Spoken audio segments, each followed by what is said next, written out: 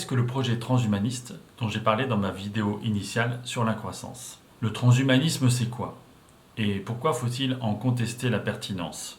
Le transhumanisme ambitionne d'améliorer l'espèce humaine et de prolonger la vie le plus longtemps possible grâce aux sciences et aux nouvelles technologies. Rêvant d'un temps où l'homme fusionnerait avec la machine et deviendrait un humain augmenté. Augmenté de prothèses, d'implants, doté de meilleures perceptions, de capacités intellectuelles, physiques et psychologiques supérieures, débarrassé des maladies, des handicaps, de la vieillesse jusqu'à ne plus mourir. Et cela grâce au développement des NBIC. N pour les nanotechnologies, qui permettent de fabriquer et de manipuler des matériaux et des dispositifs à l'échelle du milliardième de mètre. B pour les biotechnologies, où les recherches portent sur les cellules souches et la médecine régénérative, censée fabriquer des tissus vivants, sur la génétique et sur le pouvoir de réécrire le génome.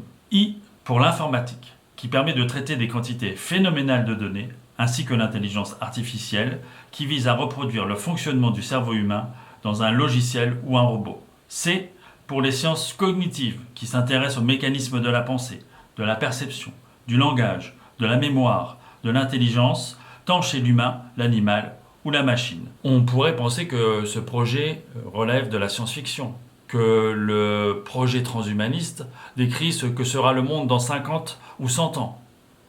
Il n'en est rien. Les enjeux de santé, les enjeux financiers colossaux font que de nombreux scientifiques, les laboratoires de recherche, les universités, les États, les fameux GAFAM, ces géants du web omnipotent, les marchés financiers convergent tous vers cette nouvelle vision du monde et de l'humain. La réalité est que ce monde frappe à notre porte. Et comme c'est bizarre, comme c'est étrange, c'est justement un vaccin à ARN messager qui vient démontrer cette convergence. Et que cette convergence n'est pas une folie, n'est pas un délire, mais utile, nécessaire, représente notre avenir.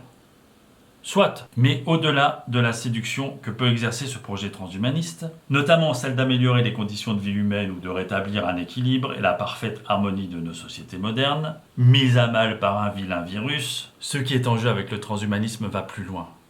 Car ce dont on parle, c'est l'avènement d'un nouvel homme.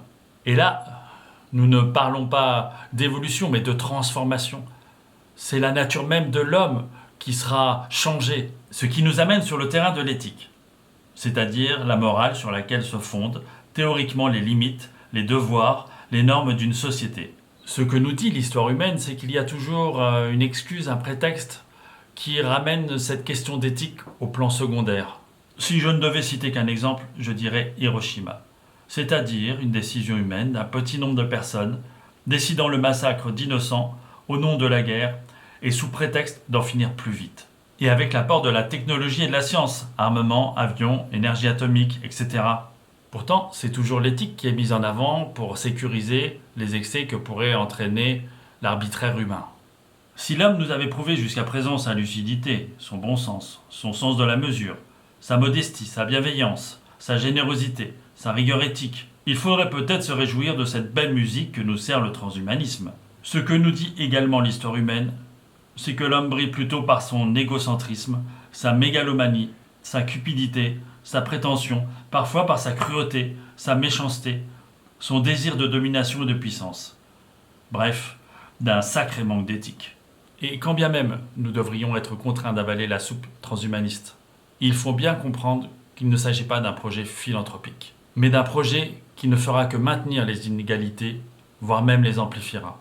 C'est un projet ultra-capitaliste, qui laissera sur le carreau les plus pauvres, les moins instruits, les opposants à ces nouveaux tenants de l'eugénisme, d'une race supérieure.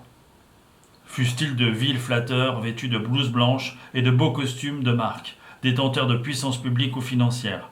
C'est un projet de destruction massive de notre part d'humanité, de notre dernière chance d'établir une société solidaire et égalitaire. Voilà pourquoi je crois que le transhumanisme est un cauchemar qui nous est raconté comme un rêve.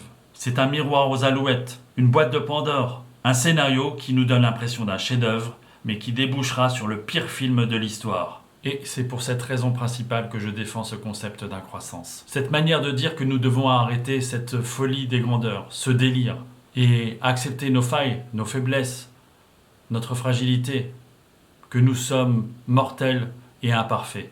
La croissance, c'est revenir à notre humanité. C'est être capable de se dire que nous pouvons être puissants, mais refuser l'exercice de cette puissance. C'est avoir l'intelligence de se dire que vivre, ce n'est pas qu'être en vie le plus longtemps, sans maladie, sans souffrance, en toute sécurité. Ce n'est pas être augmenté.